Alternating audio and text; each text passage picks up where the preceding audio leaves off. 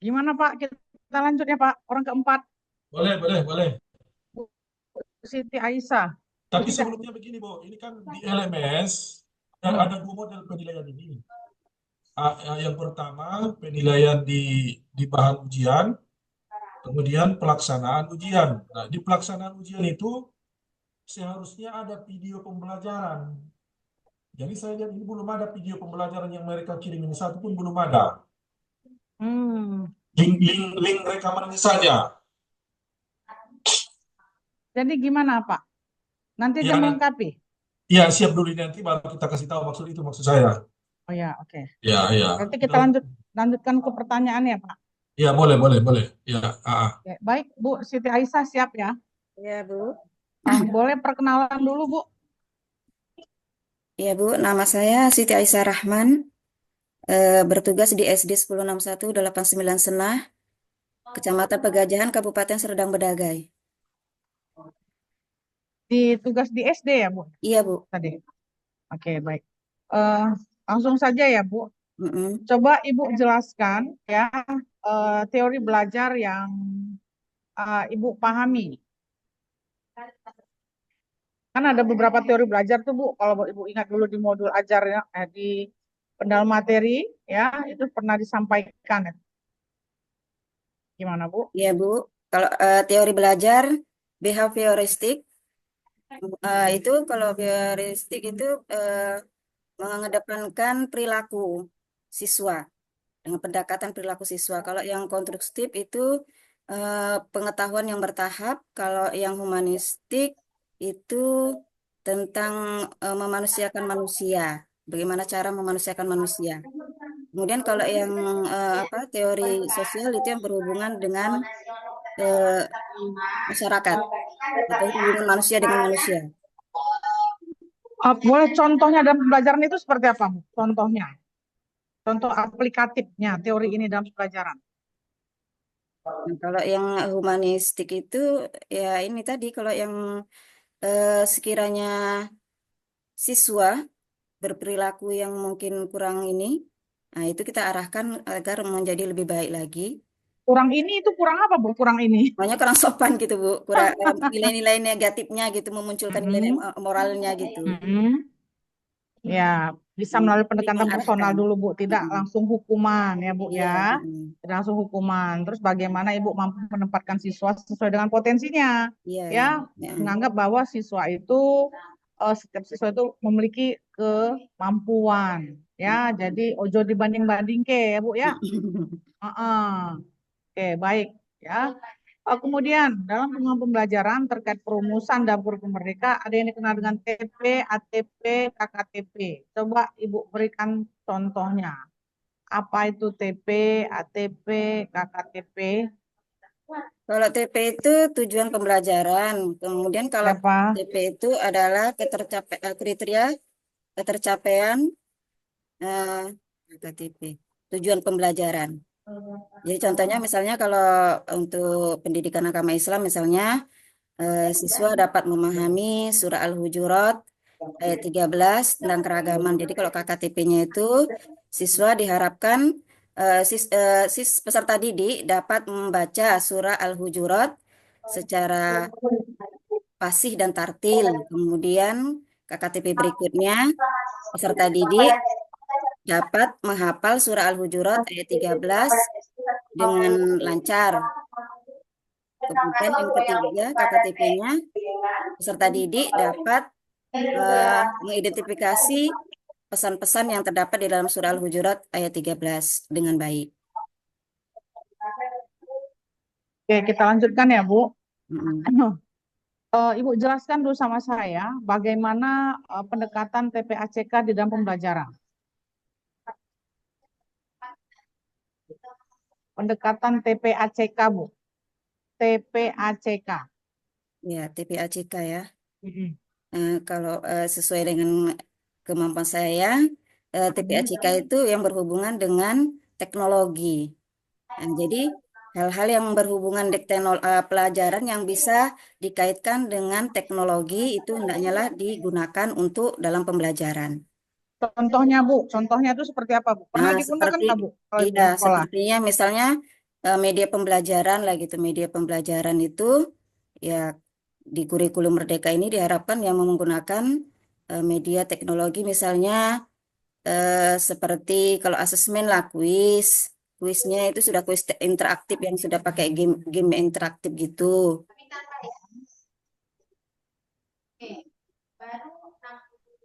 Seperti kuisi ya, kuisi bisa ya Bu. Ya pernah pakai kuisi Video-video nggak Bu? pembelajaran, ya Bu. Mm-mm. Pernah pakai kuisi nggak di pembelajaran? Kuisi, kuisi. Eh, Alhamdulillahnya belum Bu, karena saya memang Oh nggak gitu. begitu mahir menggunakan IT. Oh Jadi saya ya, masih tapi harus seputar masih harus kartu-kartu belajar gitu aja. ya. Nah, iya Bu, Oke, Insya Allah. belajar lagi. Iya. Oke, sekarang coba Ibu jelaskan apa yang membedakan antara PBL dan PJBL. Kalau PBL itu berorientasi dengan masalah, ya berakhir dengan solusi. Kemudian kalau PJBL itu ada masalah dan berakhir dengan produk. Ada hasil yang dimunculkan. Boleh contoh? Kalau dia PBL misalnya mengenai surah Al-Hujurat lah gitu. Masalahnya itu misalnya tentang keragaman. Nah, di situ berbagai macam suku budaya, agama, kemudian yang menjadi orientasi besarnya itu bagaimana kita bisa menciptakan lingkungan yang harmonis di lingkungan sekolah, meskipun kita memiliki latar belakang yang berbeda sesuai dengan surah Al-Hujurat ayat 13. Nah, nanti diskusinya ya itu tadi, bagaimana pendapat-pendapat daripada peserta didik setelah melakukan diskusi dari masalah yang sudah dimunculkan di awal tadi. Itu kalau yang PBL, kalau yang PJBL itu masalahnya di dimunculkan, kemudian nanti di akhir pembelajaran atau asesmennya siswa sudah harus bisa misalnya membuat poster-poster tentang hal-hal yang berhubungan dengan keberagaman tersebut. Oke, baik ya. Jadi kalau dia tadi PBL berawal dari masalah ya Bu ya, Mhm. yang Berakhir bisa dengan solusi. diberikan solusi. Kalau PJBL ya masalah yang nanti bisa menghasilkan project ya, yang Ya. dihasilkan dari project. Oke. Mhm. Sekarang dalam proses kurikulum Merdeka ya ada yang dinamakan asesmen awal. Coba Ibu jelaskan bagaimana Ibu melakukan asesmen awal di dalam proses pembelajaran yang menggunakan kurikulum Merdeka. Saya awalnya saya ini Asesmen awal. ya, asesmen awal itu saya memberikan pertanyaan-pertanyaan. Yang pertama misalnya pertanyaan pelajaran yang sudah dipelajari, kemudian pelajaran yang akan dipelajari. Nah, sejauh mana kemampuan siswa ini mengingat pelajaran yang lalu dan pelajaran yang akan dipelajari yang akan datang, yang akan dipelajari lah pada saat itu. Jadi yang itu apa namanya asesmen formatif dia dia diagnostik. Formatif itu di awal apa di akhir, Bu? Oh, kalau formatif di saat pembelajaran, Bu. Ya, yang sedang berlangsung ya, Nah, formatif di akhir. Gitu ya, Bu formatif ya. di akhir ya. Oke. Baik. Sekarang saya lanjutkan ya, Bu. Di dalam pendalaman dan penguasaan materi, yaitu ada yang dikenal dengan advance material secara bermakna. Ya, coba Ibu kasih satu contoh materi yang menggambarkan adanya advance material. Contoh materinya apa gitu. Terus di mana letak advance materialnya, Bu? Di kontennya Ini yang mana, misalnya tadi surah filosofisnya yang Al-Hujurat mana? ayat 13 tadi ya, Bu. Materinya surah Mm-mm, Al-Hujurat ayat 13 tadi. mm-mm. Kemudian apa namanya tadi? Eh, Manfaatnya lah gitu. Manfaatnya itu bagi peserta didik untuk apa mempelajari ini, yaitu untuk mengetahui bagaimana keberagaman itu ada, tapi bisa hidup saling berdampingan. Hidup saling, itu tadilah saling menghargai dan saling menghormati dengan menciptakan toleransi di dalam kehidupan sehari-hari.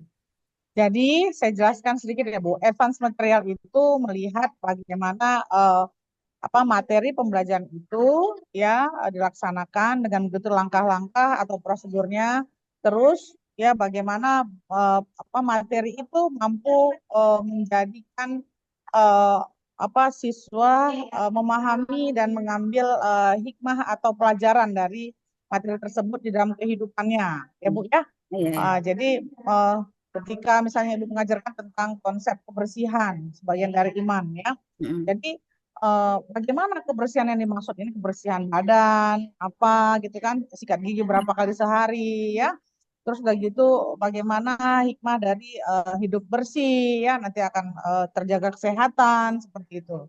Iya, Bu. Jadi expand material dia itu membuat bagaimana konsep belajar itu ya bisa menjadi sesuatu hal yang bermakna. Mm-mm. Begitu ya Bu ya? Ya, Ya, makasih ya, Bu. nanti bisa dipelajari lagi. Iya, Oke. insya Allah. Baik, selanjutnya Bu ya, saya ingin bertanya mengenai seputar P5 ya. Coba Ibu sebutkan ya apa profil Pancasila. Sebutkan jenis-jenis profil Pancasila yang dituntut atau yang ada dalam kurikulum Merdeka. Ada berapa profilnya, Bu? Nalar kritis, Mhm.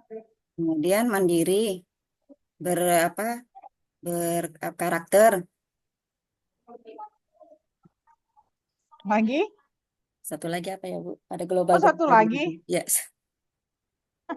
Ada berapa, Bu? Profil pelajar Pancasila. Tadi bernalar kritis, Hmm. kemudian Kemudian eh, berkarakter, berkarakter Pancasila, kemudian berakhlak, apa ya Bu lagi? Berglobal ada global 6, gitu. Bu, ada 6. Kalau profilnya ada 6. Berakhlak ya, eh, Tuhan Yang Maha Esa, berketuhanan ya, Hmm. beriman.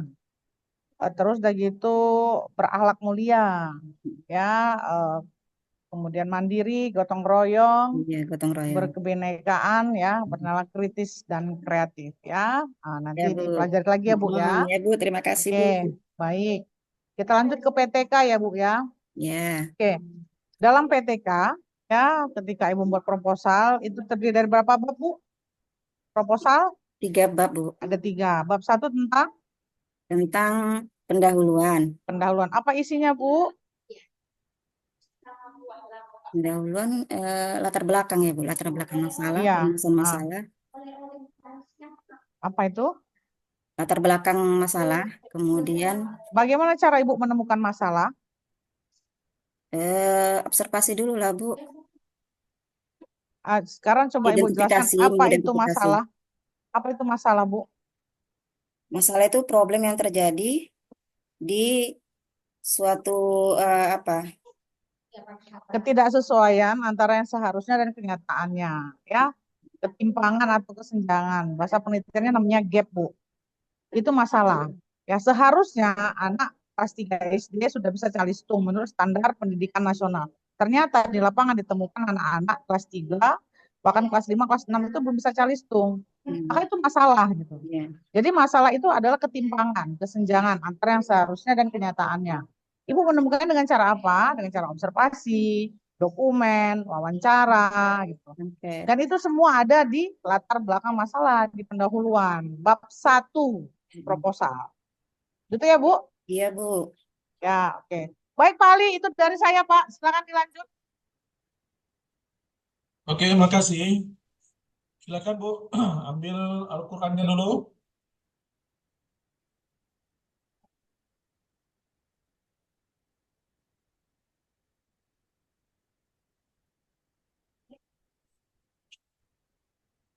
Berapa Pak? Surah Al-Baqarah ayat 6.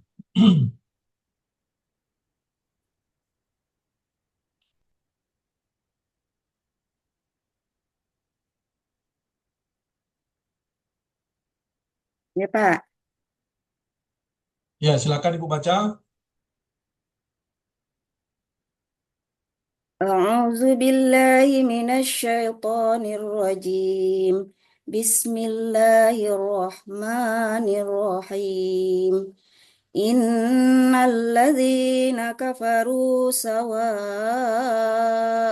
'alaihim a'anzartahum am lam tunzirhum la yu'minun. Sadaqallahul azim. Nah, Sadaqallahul azim. sawa'un alaihim a'anzartahum am lam tunzirhum la yu'minun.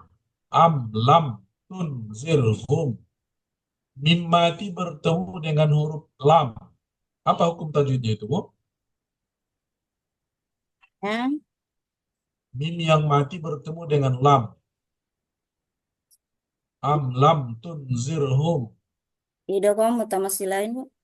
Itu ngomong masa itu ngomong. Idgham am lam mim mati bertemu lam. Hmm.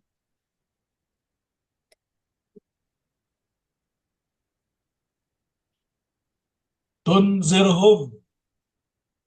Mati bertemu dengan zo. Zal dengan zal ini ikhfa, Pak. Ya, ya. Ikhfa, Apa? Bu. Ikhfa. Ikhfa. Apa artinya ikhfa itu, Bu? Menyamarkan bacaan dikarenakan adanya huruf nun mati bertemu huruf ikhfa. Ikhfa itu ada berapa hurufnya? 15, Pak. 15. La yu'minun, akhir ayat. Apa hukum tajwidnya itu? Ini mat tabi'i. Matobi'ai. Mat tabi, Akhir ayat. mat tabi, Kok matobi'ai? mat asli enggak, Pak?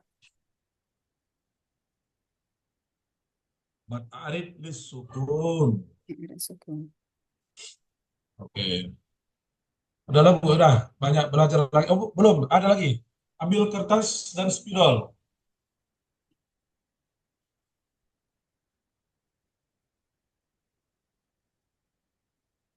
Surah An-Nas ayat 1 dan ayat 2.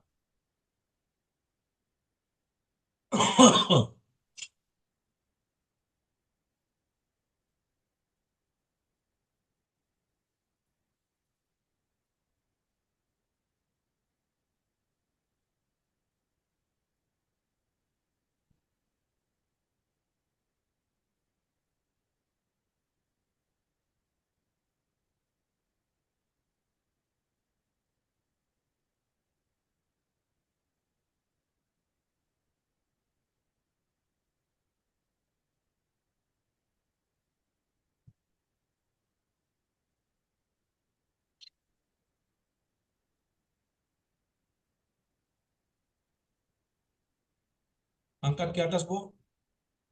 Angkat ke atas. Coba matikan dulu backgroundnya biar nampak, Bu. Matikan backgroundnya dulu. Gimana? Selesai.